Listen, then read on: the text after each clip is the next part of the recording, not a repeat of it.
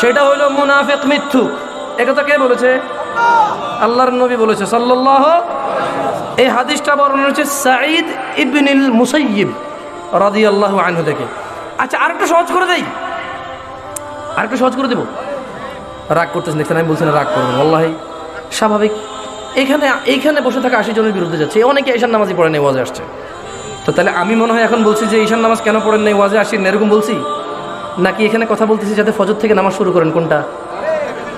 আচ্ছা, নামাজ কি ফজর থেকে শুরু করতে হবে নাকি এখান থেকে উঠে গিয়ে বাড়িতে সবার আগে ঈশান নামাজ পড়তে হবে? কোনটা?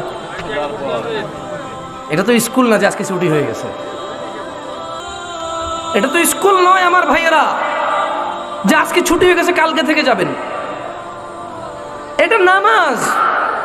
যখনই আপনি ভুল বুঝতে পেরেছেন তখন ওযু করে 2 রাকাত পড়ে ফেলবেন নফল। সেটা হলো মুনাফিক মিথ্যুক। চ্যানেলটি সাবস্ক্রাইব করে আমাদের সঙ্গেই থাকুন।